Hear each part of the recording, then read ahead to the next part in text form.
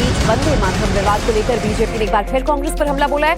कांग्रेस ने वंदे मातरम का अपमान एक बार फिर किया। बीजेपी आरोप लगा रही है गोवा में भी अब वंदे मातरम के अपमान का मामला सामने आया है।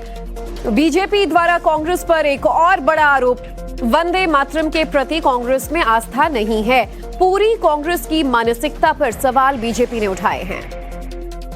15 अगस्त को कांग्रेस के मुख्यालय में जिस तरह का एम्बैरेसिंग इवेंट हुआ कि जो सोनिया जी को लग रहा था कि वो विरोध कर रही हैं पूरे वंदे मातरम गाने को, और बाद में उनके बौद्धिकता से गुणी मीडिया हेड ने कहा कि कुर्सी खोजी जा रही थी खड़गे साहब के लिए।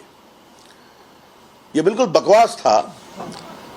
कल खड़गे साहब जब गोवा गए तो वहां भी पार्टी के कार्यक्रम में 2 स्टैंजा ही गाया गया। आज हम पूरे कांग्रेस की मानसिकता पर एक सवाल उठाना चाहते हैं।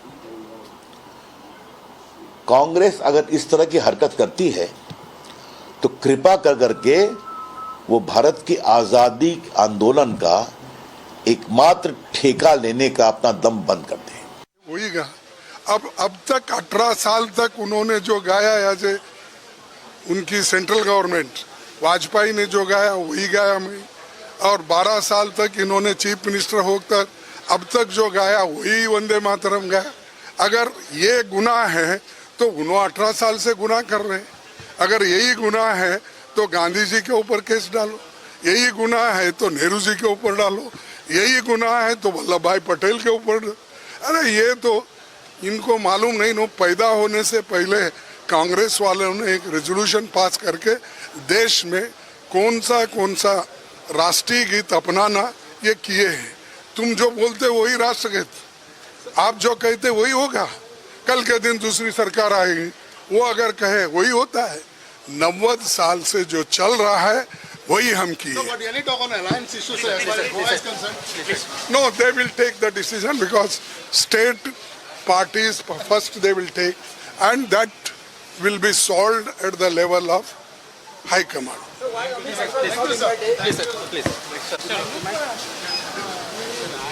तो देखिए, आरोप प्रत्यारोप का दौर शुरू हो गया है। मल्लिकार्जुन खड़गे कह रहे हैं कि इससे पहले जब इतने साल तक केंद्र की सरकार खुद वंदे मातरम पूरा नहीं गाती थी तब देशभक्ति पर सवाल नहीं उठते थे, और फिलहाल बीजेपी द्वारा निशाना कांग्रेस पर साधा गया है। चूंकि इससे पहले दिल्ली में आपने तस्वीर देखी थी जब 15 अगस्त के दिन सोनिया गांधी और खड़गे एक मंच पर मौजूद थे और झंडा वंदन के बाद पूरे वंदे मातरम को लेकर मंच पर ही बहसबाजी होने लगी थी और इस पर भी केस दर्ज हुआ था, और अब गोवा से सिमिलर वाकया सामने आया है।